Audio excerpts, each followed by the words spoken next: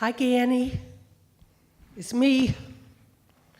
Yeah, they did a good job with the gravestone, clearing away all those bushes.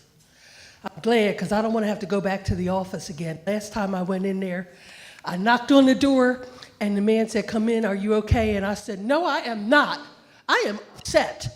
Those gravestones look a mess." And he stood up, Granny, and he must have been 7 feet tall. And I realized I was in the room by myself, in the cemetery, in the office, with this 7-foot tall man who could kill me and throw me in a grave and nobody would ever find me again. And so I told him, "I'm going to come back tomorrow and we are going to discuss this." So I'm glad I don't have to do that again. Listen, next month you're going to be 106 years old. And I miss you. I miss you a lot, especially on days like today. So I have something to tell you. Okay, so remember when I came in 2008 to tell you we elected the first black president? Yeah, that was cool. And then I came back again in 2012 and told you we did it again, right? Well, I have something to tell you. So this time around, we decided to run a woman. No, that was not stupid. It was not stupid. We ran a woman. She was Bill Clinton's wife. You remember Bill Clinton, right? No, not her. His wife. Right, his wife. And I mean, she was polished, Granny. She was educated. She was intelligent. And we really thought that the world was ready. Because, we had talked, was it going to be a black man or a white woman first? So we got the black man. And she ran against Donald Trump. Now, you will remember him because he had the casino across from Bally's, remember? Yeah. And remember his hair? No, that wasn't a hat. That was actually his hair, right, swiveled up, right. You know who I'm talking about. Well,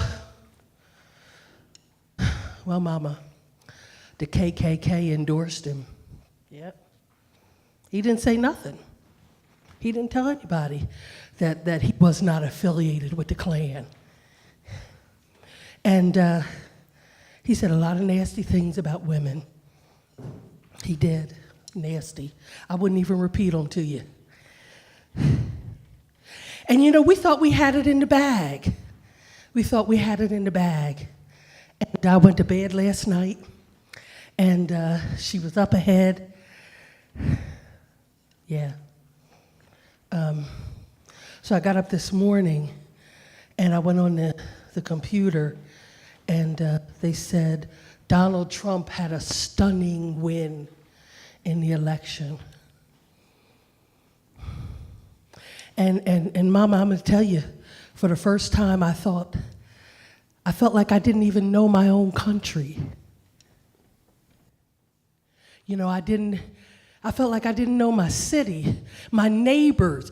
Everybody I talked to, everybody said they were not going to vote for that racist. We were not going to stand for that anymore. I don't know how it happened. It just happened. And I mean, it wasn't a little bit either. I mean, they're talking about it like it was a stunning victory. I'm sorry. And I don't know what to do. And I got in bed and I curled up in the fetal position with my fleece blankie. Yeah, I still got that. And I prayed about that thing. I have this festival event, and, it's called Sincerely Philadelphia. We were going to bring people together to write a letter to the new president. Well, I thought it was going to be Hillary. I didn't know. I thought we were going to be asking Donald Trump people to fall in line. We were going to have these open arms and say, "We forgive you for your bigotry and your racism. Come together." Now what am I supposed to do? We got a PowerPoint and everything. What am I supposed to tell people? Mama, I just want to go back home and get into bed. and I don't want to get up again. You fought for so much, and you saw so much. I thought for sure I was going to be able to tell you today that America valued the leadership of a woman. What you mean, what am I going to do? I'm going back home. I can't go out there. What do you mean you knew that this was going to happen and that I shouldn't even have thought that? What do you mean you knew I was just going to curl up like a little baby? Let me tell you something. I wasn't raised that way, okay? I had a strong woman raise me, okay? And when the world falls down, that woman that's you taught me to stand up and put on my armor and go back out there with grace and dignity and be the woman that you raised me to be. You taught me to fight because there's something to fight for and never expect to win, but always fight.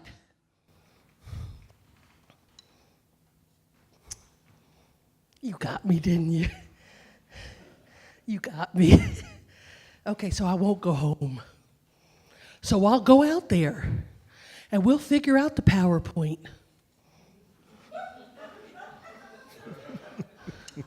And we'll figure out tomorrow. And maybe you'll let me come back and talk to you a little bit more. Get a little advice. I really need you now. Thank you.